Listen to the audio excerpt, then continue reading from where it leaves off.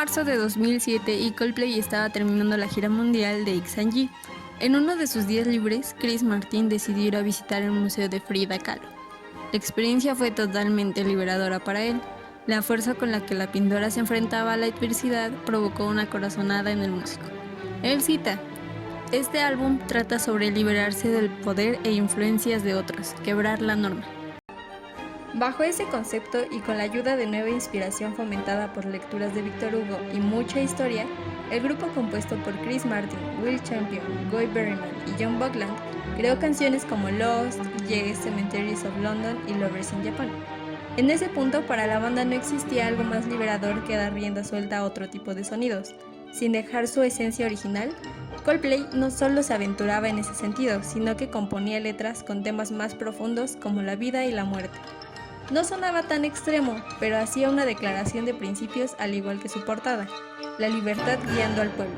El cuadro pintado por Eugène Delacroix en 1830, que fue ícono de la Revolución Francesa.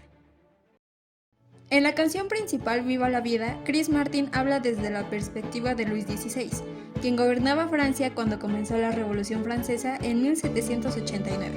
Al mismo tiempo que cuestionaba su existencia y el poder, quizás sin quererlo, le daba vida a la canción que, con instrumentos grabados en diferentes iglesias y un coro más pop que nunca, representaría la rebelión personal de la banda y su música.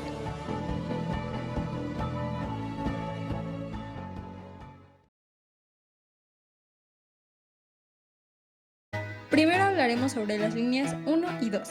Habla sobre cómo el protagonista gobernó el mundo y los mares se levantaron.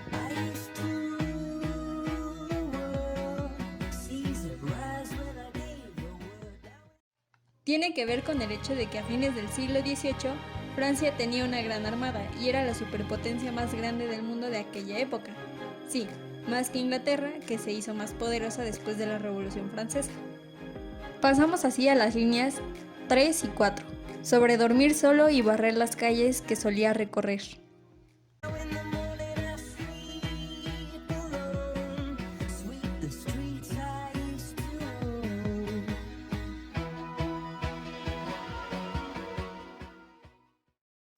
Luis XVI deambulaba por las calles de París.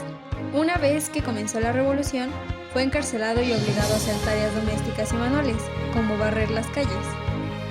Las líneas de las 5 a las 7 hablan sobre tirar dados, se refiere a los juegos de salón de Versalles, y también habla sobre sentir el miedo en los ojos de mi enemigo. Esto se refiere a que Francia era la mayor potencia europea mundial del siglo XVIII. Antes de la revolución, las multitudes francesas vitorearon la muerte del rey Luis XIV, que los cobró hasta la muerte, y vitorearon por el nuevo rey, su nieto Luis XVI, que era considerado más que un rey para el pueblo.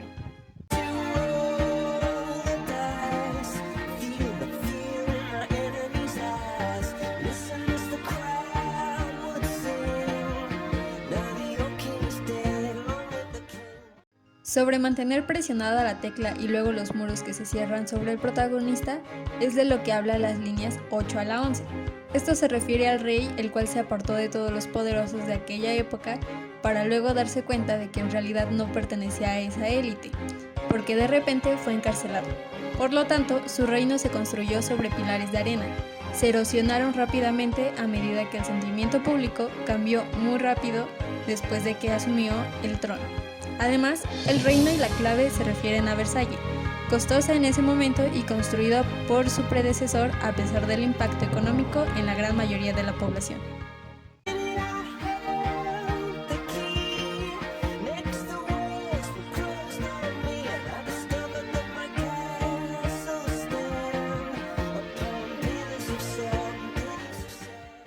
Después tenemos las líneas 12 a 19.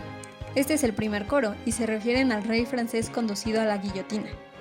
Aquí sonarían las campanas de Notre Dame, que eran campanas traídas de Jerusalén a Francia durante las cruzadas francesas.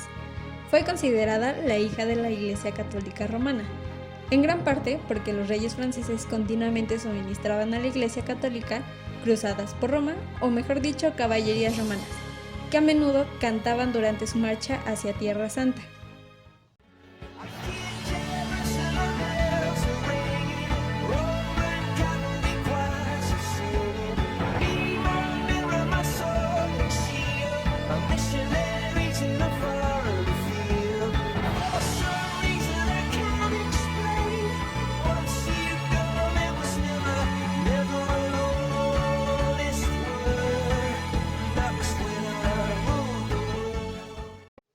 bien en el versículo número 2 de las líneas 20 a 27 hablamos sobre los vientos perversos que abren puertas al protagonista.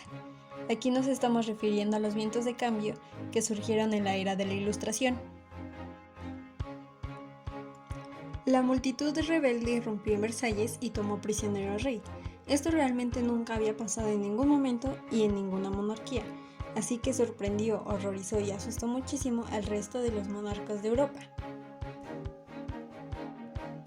El rey francés había sido el más poderoso y de repente fue encarcelado y obligado a trabajar en tareas domésticas, hasta que los revolucionarios pudieron encontrar una manera de convencer al público de que el rey no solo debe ser destronado, sino asesinado. Hubo resistencia a ejecutarlo por temor a que la Iglesia Católica organizara monarcas europeos para atacar a los revolucionarios, así para evitar la propagación de ideas como democracia, derechos humanos, etc.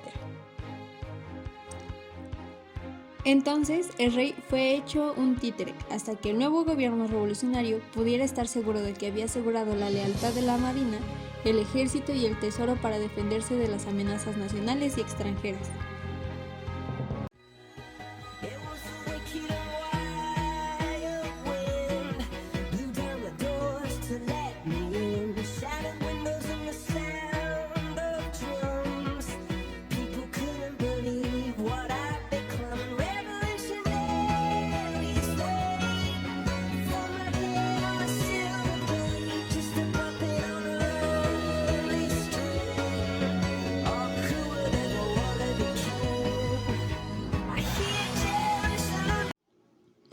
Entonces, sí, después de esperar mucho tiempo la muerte de su abuelo, Luis XVI llegó a ser rey, pero pronto después de su coronación comenzó la revolución y él era un tipo diferente al rey.